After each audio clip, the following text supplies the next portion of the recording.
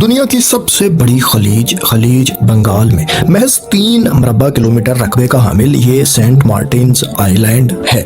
मकामी लोग इसे नैरिकल जंजीरा के नाम से जानते हैं। ये जजीरा बांग्लादेशी सरजमीन के करीब तरीन पॉइंट कॉक्स बाजार से महज 9 किलोमीटर जनूब में वाक़ है, जबकि म्यांमार से सेंट मार्टिन्स आइलैंड मगरिब में सिर्फ 8 किलोमीटर की दूरी पर वाक़ है। ये जजीरा बांग्लादेश का हिस्सा है और एक कोरल आइलैंड है, यानी समंदरी जानदारों की बाकियात वक्त के साथ जमा होकर बना है।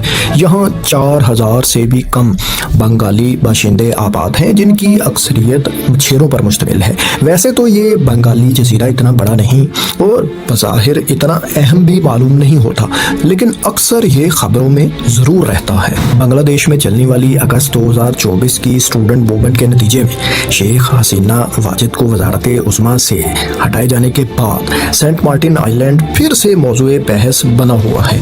दोस्तों, अमेरिका और चीन का आखिर इस जजीरे से कोई ताल्लुक बनता है? क्या अमेरिका इस जजीरे को हासिल करना चाहता था?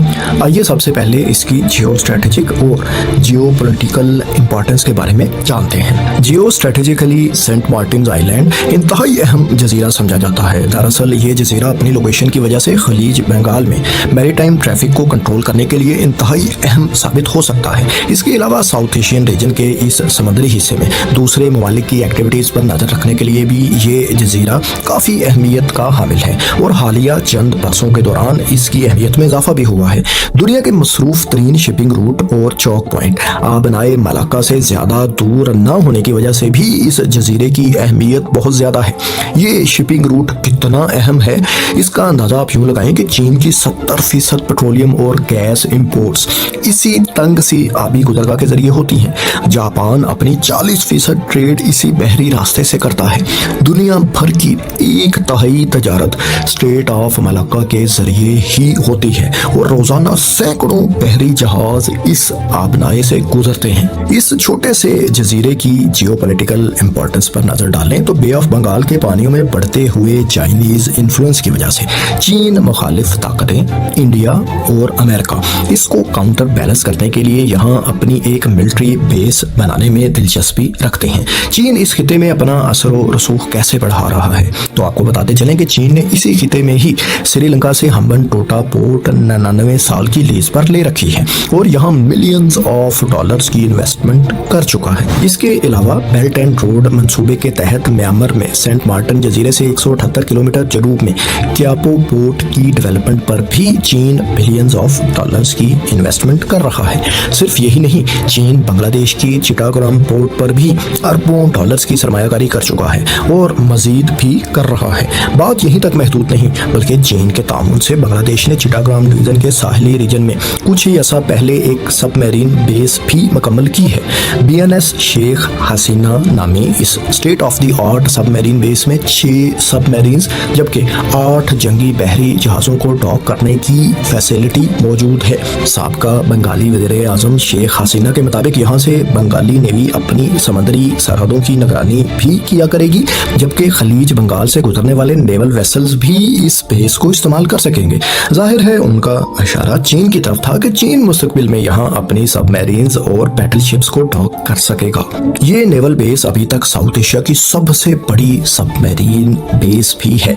यहाँ से किसी इमरजेंसी सूरत हाल में फौरन सबमरीन्स या वारशिप्स बे ऑफ बंगाल और इंडियन ओशन में किसी भी जगह भेजे जा सकते हैं। बंगाल में चीन की इन कमर्शियल और मिलिट्री फैसिलिटीज़ के लिए अमेरिका स्ट्रिंग ऑफ पर्ल्स की इस्तेलाह इस्तेमाल करता है। ऐसी सूरत हाल में इस जजीरे पर किसी चीन मुखालिफ ताकत की नज़र होना जाहिर है अचंभे की बात हरगिज़ मालूम नहीं होती। शायद यही वजह है कि मुबैना तौर पर हालिया चंद बरसों में इस जजीरे को हासिल करने के लिए अमेरिका ख़ास तौर पर दिलचस्पी ले रहा है। जाहिर है इसके मकसद यही हैं कि यहाँ अपनी मिलिट्री बेस कायम कर सके और खित्ते में बढ़ते हुए चाइनीज असरो रसूख को ताकि काउंटर किया जा सके। ये तो हालिया चंद बरसों में होने वाली डेवलपमेंट्स हैं, لیکن امریکہ اس خطے میں اپنی ملٹری بیس بنانے کے لیے عرصے سے انٹرسٹڈ ہے۔ یہاں امریکہ کی دلچسپی تب سے ہے جب بنگلہ دیش ابھی پاکستان کا حصہ ہوا کرتا تھا۔ دراصل فروری 1971 میں بنگلہ دیش کے بانی شیخ مجیب الرحمان میں پاکستان میں امریکن سفیر جوزف فارلینڈ سے مبینہ طور پر ملٹری بیس بنانے کے لیے ایک جزیرہ امریکہ کے حوالے کرنے سے متعلق میٹنگ بھی کی تھی۔ اس وقت چونکہ بنگلہ دیش ابھی آزاد ملک نہیں تھا، لہذا شیخ مجیب پر یہ الزام لگا کہ وہ آزادی کی جدوجہد میں امریکہ کی حمایت حاصل کرنے کے لیے باریسل ڈویژن کے مانپورہ جزیرے کا سودا کر رہے ہیں۔ یہ الزامات پرو چائنا پولیٹیکل پارٹیز کی طرف سے اور ان کے مخالفین کی طرف سے تب بھی عائد کیے گئے تھے۔ 1980 میں ایک مرتبہ پھر رپورٹ سامنے آئی کہ بنگالی حکومت نے ایک مغربی ملک کو سینٹ مارٹن آئی لینڈ پر ملٹری بیس بنانے کی اجازت دے دی ہے، لیکن پرو چائنا سیاسی جماعتوں کے ان الزامات کو بنگالی وزارت خارجہ نے رد کر دیا تھا کہ ایسی کوئی پیش رفت نہیں ہوئی۔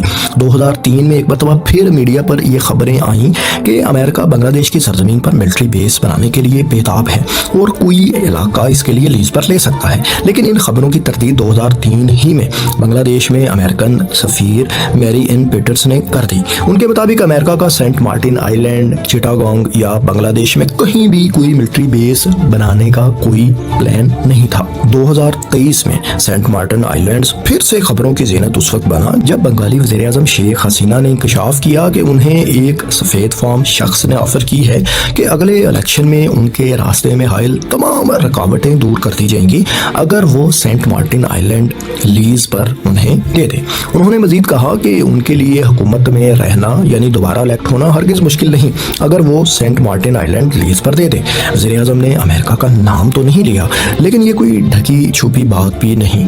سب لوگ جانتے تھے کہ سفید فام شخص سے مراد ان کی ایک امریکی شخص ہی تھا۔ یہ سب الزامات صرف شیخ حسینہ ہی کی طرف سے عائد نہیں کیے جا رہے تھے، بلکہ کچھ دوسری سیاسی جماعتیں بھی ان الزامات کا حصہ تھیں۔ ورکرز پارٹی آف بنگلہ دیش کے سربراہ راشد خان مینن نے تو پارلیمانی ڈسکشن کے دوران یہ بتایا کہ امریکہ سینٹ مارٹن آئی لینڈ بنگلہ دیش سے لینا چاہتا ہے۔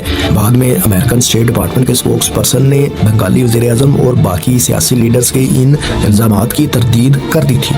لیکن دوستو، یہ تو ہم سب جانتے ہی ہیں کہ امریکہ کا یہی طریقہ کار رہا ہے، وہ کبھی بھی اپنی غلطی یا اس طرح کے معاملوں میں کوئی چیز قبول نہیں کیا کرتا۔ اگر ایسی خبریں ظاہر ہے بار بار میڈیا میں آتی رہی ہیں، بنگالی سیاستدان اور آفیشل کی طرف سے بھی ان کی تصدیق کی جا رہی ہے یا ایسے الزامات عائد کیے جا رہے ہیں، تو ظاہر ہے کہیں نہ کہیں کچھ نہ کچھ سچائی تو اس معاملے میں ہوگی۔ سینٹ مارٹن آئی لینڈ سے متعلق لیٹسٹ ڈیولپمنٹ اگست 2024 میں ہوئی۔ اسٹوڈنٹ موومنٹ کے نتیجے میں بنگالی وزیر اعظم کے مستعفی ہونے کے بعد ان کی طرف سے ایک بیان گردش کرتا رہا جس میں انہوں نے کہا کہ وہ حکومت میں رہ سکتی تھی اگر انہوں نے بے آف بنگال میں سینٹ مارٹنز آئی لینڈ امریکہ کو دے دیا ہوتا۔ شیخ حسینہ کے کہنے کا مطلب یہ تھا کہ ان کی حکومت کو گرانے میں امریکہ کا ہاتھ ہے۔ یہاں یہ بات قابل ذکر ہے کہ سابق وزیر اعظم نے اس بار امریکہ کا باقاعدہ طور پر نام بھی لیا ہے۔ شیخ حسینہ سے منسوب اگست 2024 کے اس بیان کی ان کے بیٹے سجیب واجد نے تردید کی ہے۔ ان کے مطابق شیخ حسینہ نے ایسا کوئی بیان نہیں دیا، لیکن بعض سیاسی تجزیہ کاروں کے مطابق یہ بیان درست ہو سکتا ہے اور اگست 2024 کے پولیٹیکل کرائسس میں امریکہ کی انوالومنٹ ہو سکتی ہے۔ تجزیہ کاروں کا ماننا ہے کہ چین کا اثر و رسوخ خطے میں پہلے کی نسبت کافی بڑھ چکا ہے، لہٰذا اب امریکہ بھی یہاں اپنی ملٹری بیس بنانے کے لیے زیادہ بےتاب ہے۔ دوستو، آپ کے ذہن میں یہ سوال بھی آ سکتا ہے کہ امریکہ یہیں جنوب میں واقع بھارتی انڈمان اینڈ نکوبار جزائر پر بھی تو کوئی ملٹری بیس بنا سکتا ہے، کیونکہ چین تو بھارت کا بھی دشمن ہے۔ تو دوستو، ایسا نہ ہونے کی دو وجوہات ہیں۔ پہلی وجہ یہ ہے کہ بھارت چین مخالفت میں اس قدر امریکہ کے قریب ابھی نہیں جا سکتا کہ وہ اسے ملٹری بیس بنانے کی اجازت دے دے اور روس جیسے اتحادی کی دشمنی بھی ساتھ میں مول لے۔ اس کے علاوہ بھارت ویسے ہی کولڈ وار کے زمانے سے ڈان الائنمنٹ پالیسی پر عمل پیرا ہے، لہٰذا وہ فی الحال ایسا کوئی ایکسٹریم اقدام نہیں اٹھائے گا جس سے چین اور روس کو یہ تاثر جائے کہ بھارت مکمل طور پر امریکن کیمپ میں جا چکا ہے۔ امریکہ سینٹ مارٹن آئی لینڈ ہی کیوں چاہتا ہے؟ اس کی دوسری وجہ بڑی دلچسپ اور حیران کن ہے۔ 2023 میں ہی بنگالی وزیر اعظم نے یہ الزام عائد کیا کہ کچھ مغربی ممالک بشمول امریکہ بنگلہ دیش اور میانمار کے بارڈر ریجنز پر ایک کرسچین اسٹیٹ قائم کرنا چاہتے ہیں۔ یہاں انہوں نے بھارتی علاقوں کا ذکر کرنے سے گریز کیا تھا، لیکن بعض تجزیہ کاروں کے مطابق اس مبینہ ریاست میں بھارت کے کچھ علاقے بھی شامل ہو سکتے ہیں۔ ان الزامات کی تصدیق تو نہیں ہو سکتی، لیکن بعض رپورٹس یہ ضرور بتاتی ہیں کہ میانمار، بنگلہ دیش کے بارڈر ریجنز اور قریبی بھارتی علاقوں میں کرسچن مشنریز اپنا یہ مقصد حاصل کرنے کے لیے عرصے سے کام کر رہے ہیں۔ مشنریز یہاں آباد مسلمانوں، ہندوؤں اور بدھسٹ پیروکاروں کو کرسچینٹی کی طرف راغب اور کنورٹ کر رہے ہیں تاکہ کچھ عرصے بعد ایک کرسچن اسٹیٹ کے قیام کی راہ مبینہ طور پر ہموار ہو سکے۔ اس ریاست کو اسرائیل کی طرح کی ایک ریاست کہا جا سکتا ہے جو یہاں اس خطے میں مغربی ممالک کے مفادات کا مبینہ طور پر تحفظ کرے گی۔ یہ تو بات ہو گئی کہ امریکہ کے اس خطے میں کیا مفادات ہو سکتے ہیں، لیکن یہ جزیرہ بنگلہ دیش اور میانمار کے درمیان تنازع کا باعث بھی بنا رہتا ہے۔ دراصل سینٹ مارٹن جزیرے پر برطانوی 20ویں صدی کے اوائل میں آئے تھے اور اسے برٹش انڈیا کا حصہ بنا لیا تھا۔ اس وقت میانمار بھی برٹش قانونی ہوا کرتا تھا۔ 1937 میں میانمار برٹش انڈیا سے الگ ہوا تو یہ جزیرہ بقیہ برٹش انڈیا کا حصہ ہی رہنے دیا گیا۔ 1947 میں بر صغیر کی تقسیم ہوئی تو یہ جزیرہ پاکستان کے حصے میں آ گیا۔ اس کے بعد جب بنگلہ دیش ایک آزاد ملک بنا تو جزیرے کے گرد سمندری حدود سے متعلق بنگلہ دیش اور میانمار میں اختلاف پیدا ہو گیا، جسے 3 سال بعد ہی 1974 میں ایک معاہدے کے ذریعے حل کر لیا گیا اور جزیرے کو بنگالی ٹیریٹری کے طور پر تسلیم کر لیا گیا۔ 1974 میں یہ معاہدہ تو ہو گیا، لیکن دونوں ممالک کے درمیان سمندری حدود سے متعلق تنازع آنے والے عرصے میں بھی جاری رہا۔ بالآخر international tribunal of the law of the sea نے 2012 میں اپنے فیصلے میں اس جزیرے پر بنگلہ دیش کے مکمل کنٹرول کو تسلیم کر لیا۔ بہرحال اس کے بعد بھی میانمار اس جزیرے پر حق ملکیت کے دعوے سے باز نہیں آتا، لیکن اب ظاہر ہے اس کے دعووں میں اتنی جان نہیں۔ ممکنہ طور پر اس جزیرے کے گرد ایکسکلوسیو اکنامک زون میں تیل اور گیس کے ذخائر بھی موجود ہیں۔ غالباً اسی وجہ سے میانمار اپنے دعووں سے کسی صورت دستبردار نہیں ہونا چاہتا۔ بنگلہ دیش نے بے آف بنگال میں آف شور آئل اینڈ گیس ایکسپلوریشن کے لیے بین الاقوامی کمپنیز کو انوائٹ کیا ہے اور امید کی جا رہی ہے کہ 2025 کے اوائل میں یہ کنٹریکٹ بیڈنگ کمپنیز میں سے کسی ایک کو ایوارڈ بھی ہو جائے گا اور اگلے 6 سے 7 سالوں تک تیل اور گیس کی ایکسٹریکشن بھی یہاں سے ممکن ہو پائے گی۔ جیسا کہ آپ جان چکے کہ سینٹ مارٹنز ایک کورل آئی لینڈ ہے، یہاں اب کمرشل سرگرمیاں بھی شروع ہو چکی ہیں۔ ریسٹورنٹس اور ریزارٹس وغیرہ کی تعمیر بھی ہو رہی ہے جو بنگالی ڈپارٹمنٹ آف انوائرمنٹ کے مطابق قانون کی خلاف ورزی ہے۔ بعض ریسرچز میں اس بات کا خدشہ بھی ظاہر کیا گیا ہے کہ 2045 تک سینٹ مارٹن آئی لینڈ مکمل طور پر کورل فری ہو جائے گا، یعنی اس کی گرینری اور سبزہ وغیرہ مکمل طور پہ ختم ہو جائے گا۔ دوستو، آپ کو سینٹ مارٹن سے جڑی یہ جیو پولیٹیکل ٹیل کیسی لگی؟ کمنٹس میں اپنی رائے سے ضرور آگاہ کریں۔